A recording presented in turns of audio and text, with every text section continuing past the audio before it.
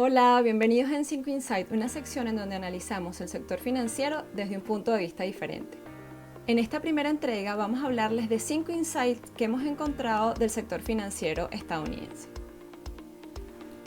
Primer insight, los cheques siguen teniendo una mayor relevancia que en otros países.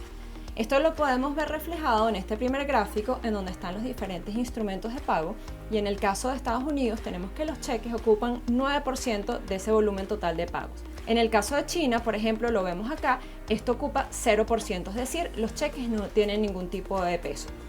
Si analizamos esto en términos de cantidad de cheques por habitante, vemos que en el caso de Estados Unidos, en un año, un habitante emite en promedio 44 cheques. Y vemos, por ejemplo, el caso de Alemania, un país con una economía similar a la estadounidense, una capacidad de innovación, capacidad tecnológica que puede ser comparable a la de Estados Unidos, este valor es de 0,1 cheques por habitante. ¿Qué quiere decir esto? Que un alemán necesitaría 4 vidas, es decir, 4 veces su expectativa de vida para poder emitir la misma cantidad de cheques que emite un estadounidense en un solo año.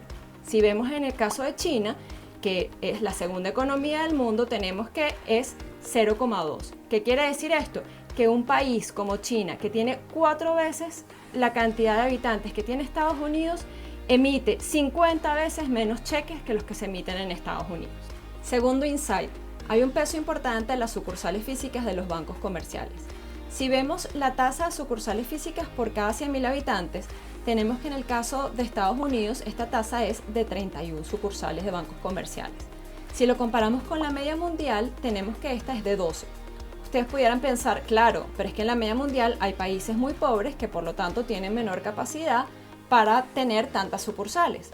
Pero lo podemos comparar con la tasa de la Unión Europea, que es de 21, y la de los países miembros de la OECD, países sólidos, al igual que la Unión Europea, con economías fuertes y economías sólidas, y que en ambos casos es de 21, es decir, 30% por debajo que la de Estados Unidos.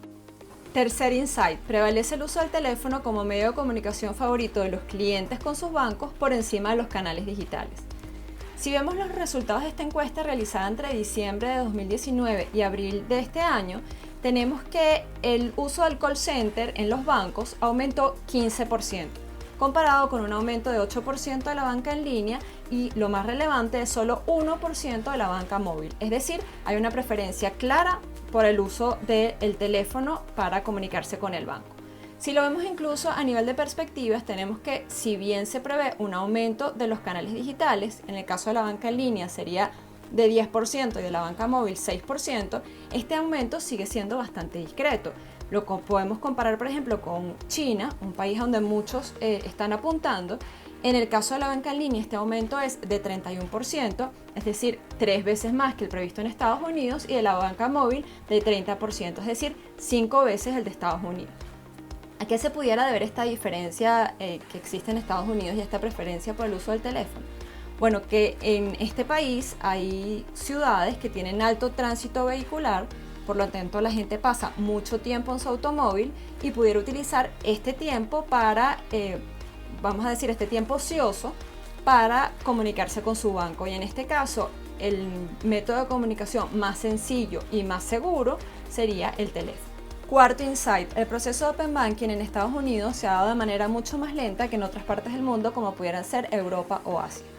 Si vemos este gráfico en donde en el eje de las Y tenemos el carácter del proceso, es decir, si es obligatorio o es voluntario, y en el eje de las X el nivel de desarrollo de este proceso y del marco jurídico que lo ampara, tenemos el caso de la Unión Europea en donde ya hay una legislación vigente, aprobada y conocida, y el proceso es de carácter obligatorio, es decir, los bancos tienen la obligación de compartir los datos de sus clientes. Luego tenemos el caso de Reino Unido, probablemente el más significativo, dado que este país ha sido pionero en materia de Open Banking y es en donde este tema está más desarrollado. También tenemos una legislación vigente, popular y conocida y un proceso altamente practicado por los actores del sector financiero.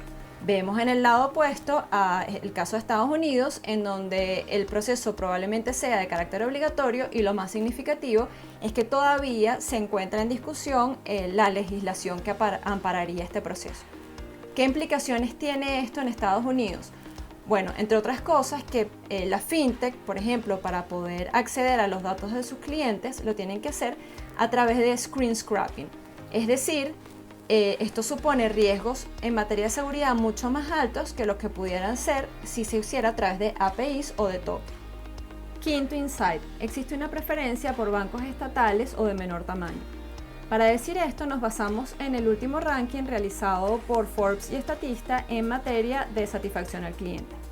Si vemos esta lista con los 20 bancos mejor calificados por los clientes estadounidenses en materia de satisfacción al cliente, vamos a encontrarnos bancos que probablemente tanto para ustedes como para nosotros suenan poco conocidos.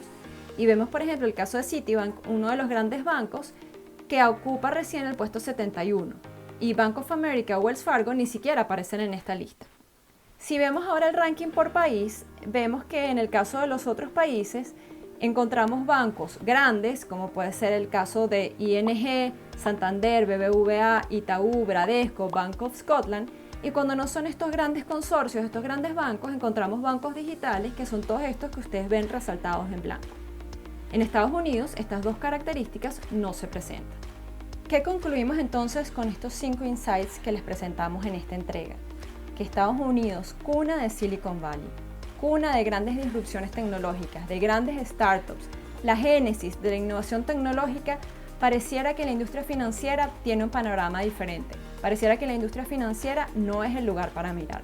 Pareciera que para alguien que quiere transformar su banco, que quiere digitalizar su institución financiera, es necesario ver otros horizontes más innovadores y menos tradicionales.